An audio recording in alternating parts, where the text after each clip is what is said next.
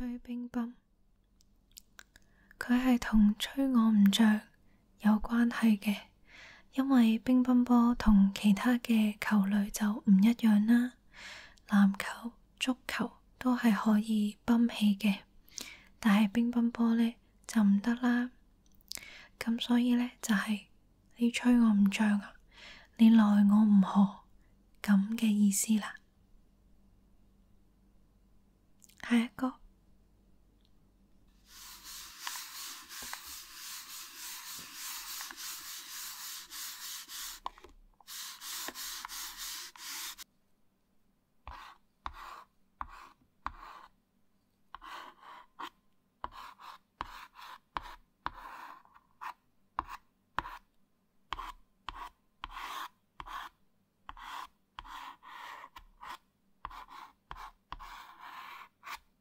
呢個字呢，叫擲炮，咁佢就係用嚟形容我嘅銀包空空如也，冇錢開飯嘅意思。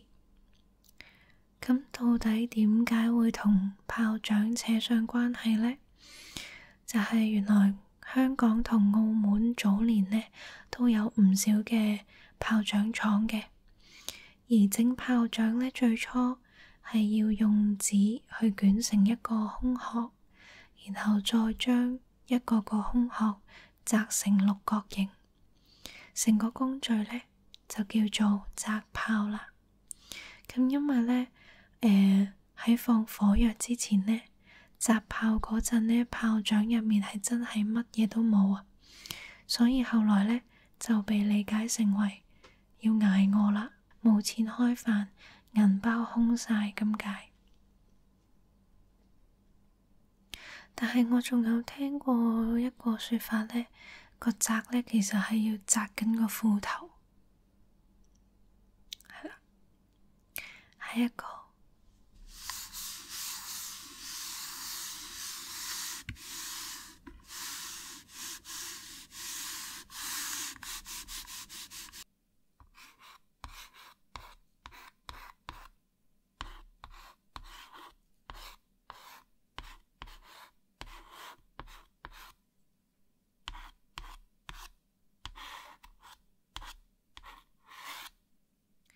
縮沙，咁唔少人呢去到沙灘嘅時候呢，應該都有見過啲蟹啦。如果你一行埋去啊，驚動到佢呢，佢哋就會縮返入去沙入面啦。所以就係形容呢，好驚青、臨時退縮嘅人啦。我哋仲有下一個。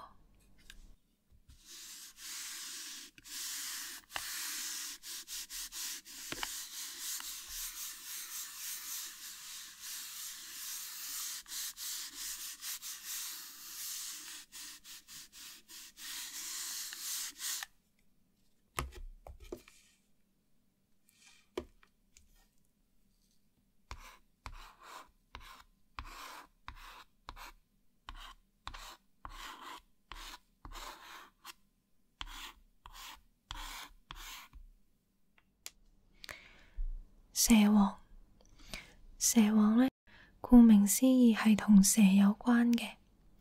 蛇呢，佢就有冬眠嘅習性啦，可以長時間唔喐動嘅。而偷懶嘅人呢，離開工作崗位之後，亦都可以完全休息、靜止活動，同蛇好相似啦。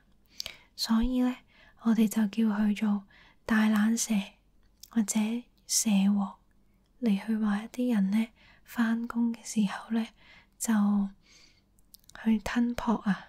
吞撲又係另外一個好古老嘅字啊！下一個。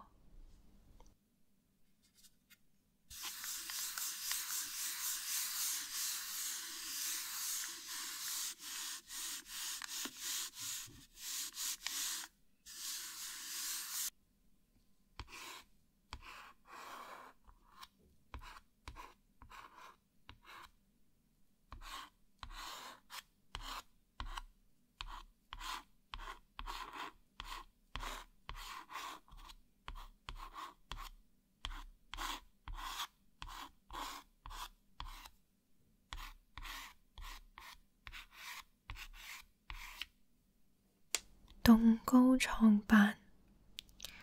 以前嘅床板呢，就淨係得1尺咁闊嘅啫，2尺呢就2塊床板，3尺就3塊。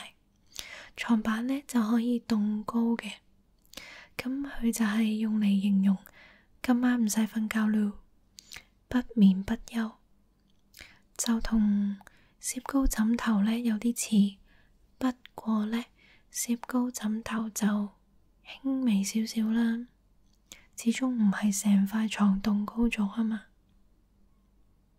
下一個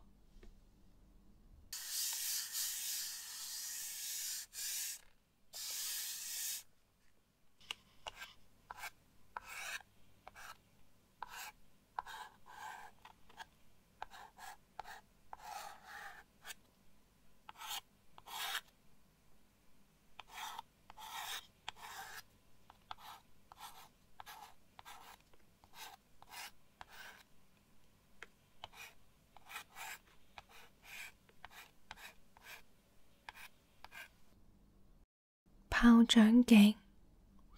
炮仗頸呢，就係比喻一個人脾氣好大啦，好似炮仗一樣，一點就炸嘅。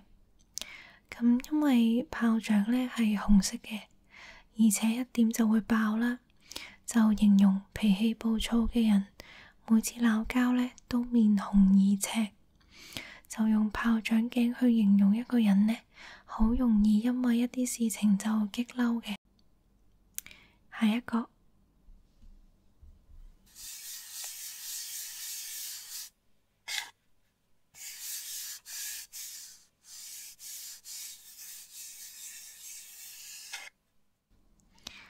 打斧頭。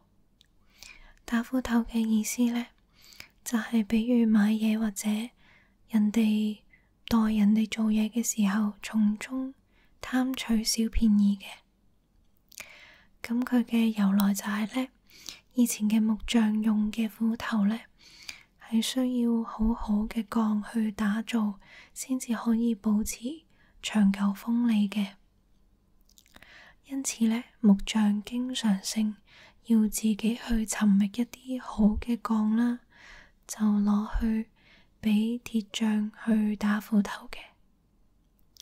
因為以前好鋼呢係好難得嘅，而且價錢好高啦，所以鐵匠攞到木匠送嚟嘅好鋼之後呢，通常就會切一半出嚟，用另外一半混入半塊普通嘅鐵料嚟去鍛打嘅。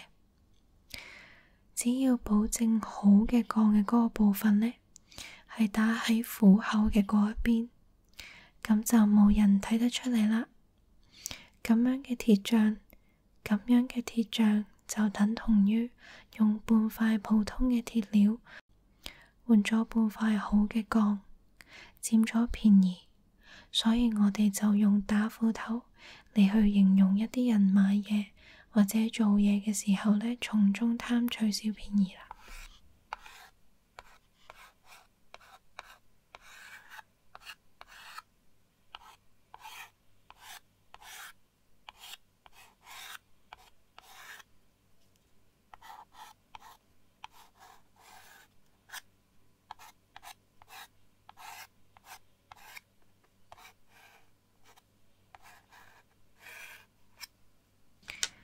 食夜粥，食夜粥呢，其實喺廣東話入面呢，就係學功夫嘅意思。咁通常啲人就係話，你唔好睇小佢啊，去食過夜粥噶。以前嘅人呢，喺武館開完晚飯之後呢，仲要練功噶。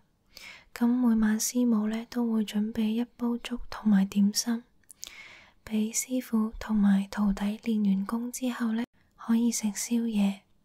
所以後來呢，就用食夜粥去形容一啲學過武功嘅人啦。下一個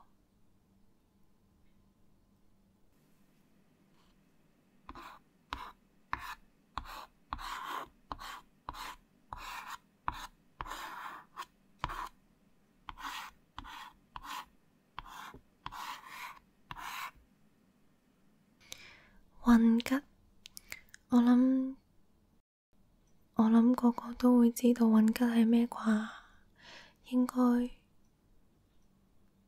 其實都好少聽人用啦，已經。混吉呢，就係指一啲人呢打斷或者影響人哋工作啦，就冇對工作中嘅人帶來任何幫助，佢哋就淨係做一啲無聊嘅行為。咁呢一個詞呢，係出於好早期香港嘅茶館啦。當時呢，有好多茶餐廳呢都會用熱開水去煮食嘅，咁水中呢就會有肉味啦。茶餐廳呢就會用呢啲有味嘅水去奉客嘅。當人客一坐下呢，侍應就會即刻免費奉上一碗呢一啲有味嘅水去畀客飲嘅。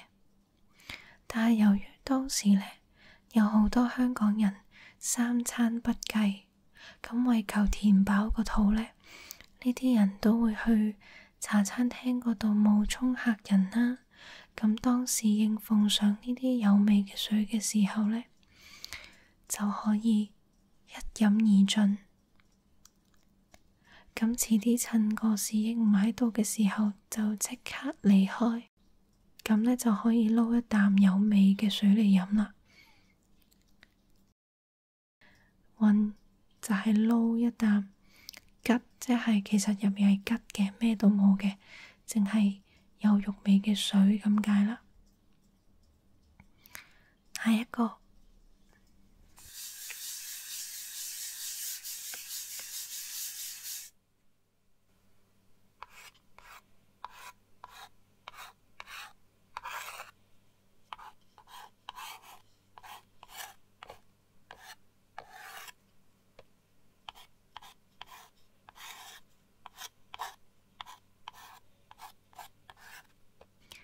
坐定粒六。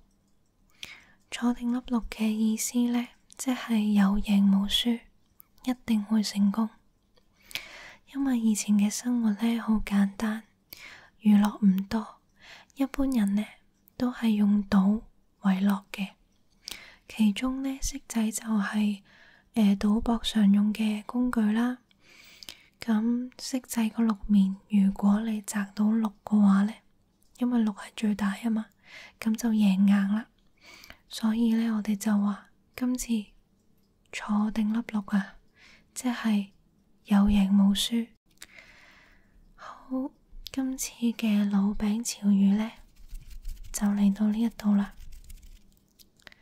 唔知你哋鍾唔鍾意今次呢個系列呢？如果想我做多一集嘅話呢，歡迎留言話我知，咁我就可以再搵多啲有趣嘅老餅潮語同大家分享啦。早唞。